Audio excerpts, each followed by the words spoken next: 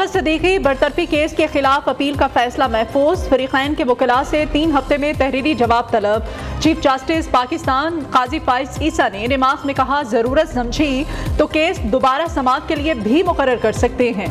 असल मसला शौकत सदीकी के उठाए गए नुकात पर है। क्या इसकी तहकीकात नहीं होनी चाहिए?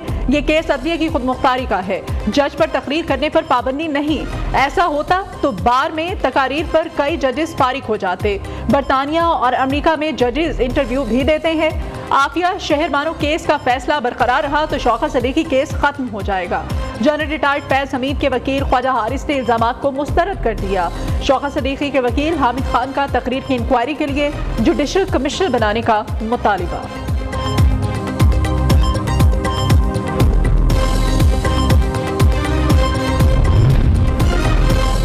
क्या शौकत अजीज सदीकी पर फर्द जुर्म आयद हुई थी? चीफ जस्टिस पाकिस्तान का इस्तफसार। कहा, सुप्रीम कोर्ट ने खुद कैसे कार्रवाई का आगाज किया? रजिस्ट्रार ऑफिस को नोटिस दिखाएं।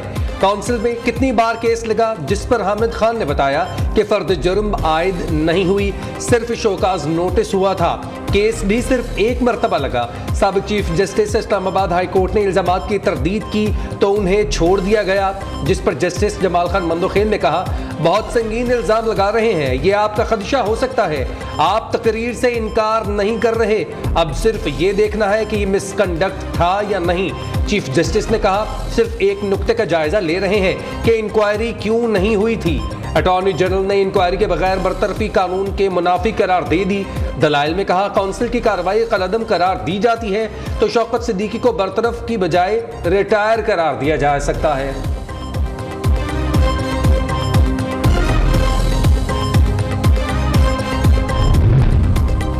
नाअहली केस में साबिक डेप्यूटी स्पीकर कौमी असम्बली कासिम सूरी के खिलाफ आइन शिकनी की कार्रवाई का इंदिया सुप्रीम कोर्ट ने जाती हैसियत में तलब कर लिया। चीफ जस्टिस काजी फाइज ईसा ने रिमार्क दिए, कासिम सूरी मुल्क में आइनी बहरान की वजह बने।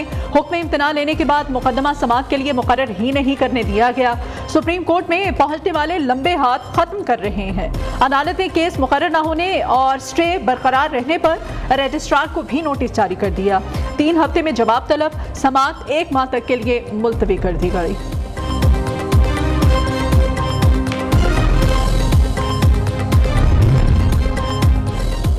बानी पीटीआई की नैब रेफरेंसेस में जेल ट्रायल के खिलाफ दरख्वास्तों पर समाअत। अटॉर्नी जनरल ने 14 नवंबर 2023 की लॉ डिवीजन की समरी और काबीना का फैसला अदालत में पेश कर दिया। अटॉर्नी जनरल ने बताया कि नैब ने 13 नवंबर को खत लिखा कि जेल में समाअत की जाए। नैब का वजारत कानून और इंसाफ को लिखा गया खत भी अदालत में पेश। Chief justice Islamabad high court ने रिमार्क्स में कहा, नोटिफिकेशन तो जेल में ट्रायल के लिए जारी हुआ, रेफरेंस दायर होने से पहले ही जेल ट्रायल की इजाजत दे दी गई। क्या जेल ट्रायल के लिए हाई कोर्ट रूल्स के तहत कार्रवाई नहीं होनी चाहिए थी?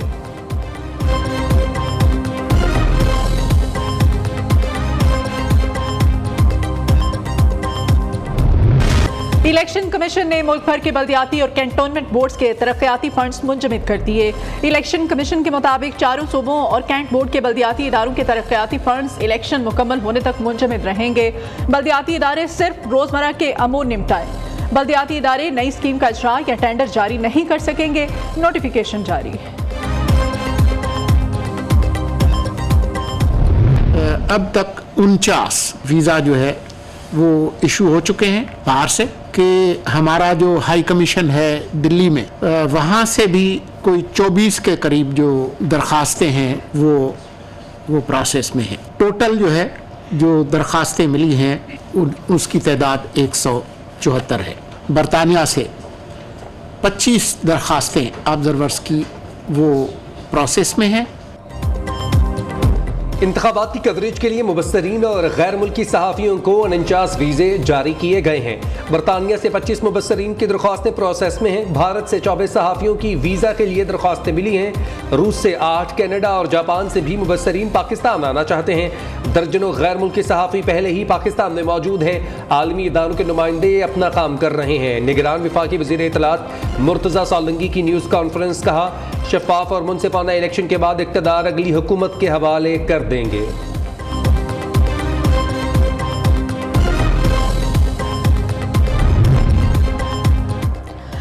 कराची के इलाके एफपी एरिया में गुज़श्ता शब एमकेएम और जीडीए के कारकुनों के दरमियान तसादुम के बाद कशीदगी बरकरार।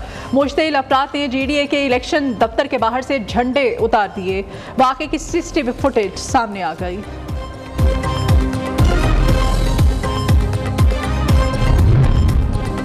टिकट्स की तकसीम पर पीटीआई में सिंध और केपी में इख्तलाफात सामने आ गए। हलीमा आदिल शेख का बानी पीटीआई को खत, पार्टी रहनुमाओं के खिलाफ शिकायत के अंबार लगा दिए। लिखा, फिरदौस, शमीम नकवी और खुर्रम शेर जमान अपनी पसंद के मुताबिक फैसले कर रहे हैं। पार्टी और टिकट्स के साथ जो कुछ किया जा रहा है उसका फायदा पीपल्स पार्टी और एमक्यूएम को हो रहा है।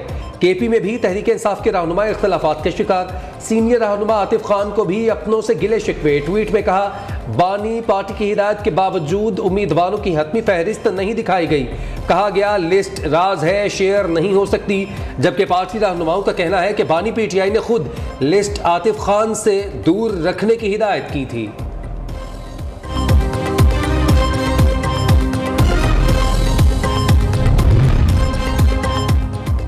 चोर दरवाजे से नहीं, अवाम की ताकत से इक़्तिदार में आएंगे। नई हुकूमत के लिए सबसे बड़ा चैलेंज महंगाई है। बिलावल भुट्टो चैलेंजेस से निपटने के लिए मुल्तान में मंशूर पेश करेंगे। रहनुमा पीपल्स पार्टी यूसुफ रजा गिलानी की मीडिया से गुफ्तगू। कहा, महरूमी उस वक्त खत्म होगी जब आपकी अपनी असेंबली होगी। चाहते हैं सूबा बन जाए, बाकी चीजें हम खुद देख लेंगे। मुल्क का दिफा मजबूत हाथों में है।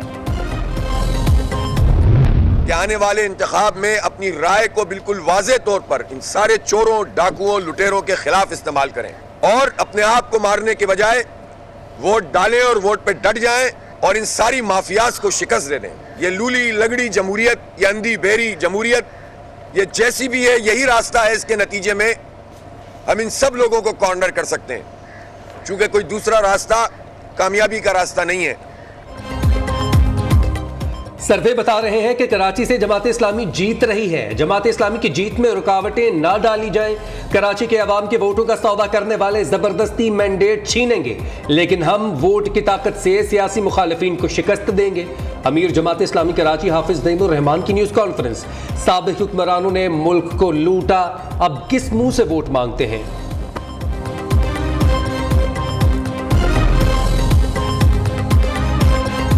खैबर पख्तूनख्वा के सरकारी अस्पतालों में जरूरी और इमरजेंसी अद्वियात खत्म हो गई। गवर्नर हाजी गुलाम अली ने निगरान वजीर आला को खत लिख दिया। अस्पतालों में अद्वियात और दीगर जरूरी सामान की जंगी बुनियादों पर फराहमी को यकीनी बनाने का मुतालिबा। कहा, अस्पतालों में अद्वियात न होने से अवाम में बेचैनी और मरीजों को मुश्किलात। निगरान वज़ीर आला पंजाब मोहसिन नकवी ने वॉल्टन रेलवे क्रॉसिंग फ्लाईओवर पर ट्रैफिक खोलने के लिए 15 फरवरी तक डेडलाइन दे दी। मोहसिन नकवी का CBD Punjab blue wall, Walton railway crossing flyover, major Mohammad Ishaq शहीद फ्लाईओवर और वॉल्टन रोड अपग्रेडेशन प्रोजेक्ट्स का तफसीली दौरा।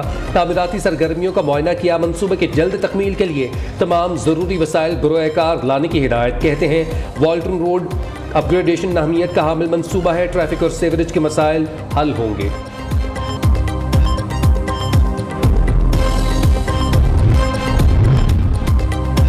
शिगर का मारूफ तहरीकी मकाम ब्लाइंड लेक मुकम्मल जम गया। सयाहों की नज़ारा देखने के लिए दूर दराज से आमद। जमी झील को देखने के लिए आने वाले बर्फबारी ना होने से मायूस। शहरी कहते हैं, इंतजामिया को इस मकाम पर कोई इवेंट मुनाकिद कराना चाहिए ताकि सयाह लुत्फानंदोज हो सकें। गिलगित बल्तिस्तान में सुरमाई सयाहत के फरोग के लिए 7 डे विंटर स्पोर्ट्स फेस्टिवल का इनेकाद। रंगारंग मेले का आगाज खूबसूरत तरीन वादी गजर के मंजमद खिलती झील से हुआ। दिलचस्प मुकाबलों से अहले इलाका भी खूब महजूज हो रहे हैं।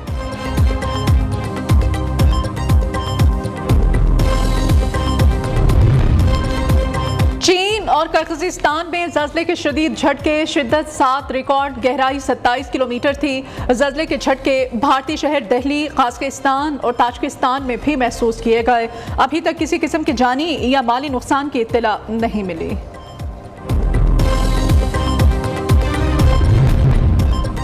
ICC men's one day team of the year का ऐलान। कोई पाकिस्तानी खिलाड़ी शामिल नहीं। भारत के रोहित शर्मा कप्तान मुकर्रर। टीम में भारत के 6 खिलाड़ी शामिल। ऑस्ट्रेलिया और जनूबी अफ्रीका के 2-2 खिलाड़ी। न्यूजीलैंड का 1 खिलाड़ी भी आईसीसी मेंस टीम का हिस्सा है।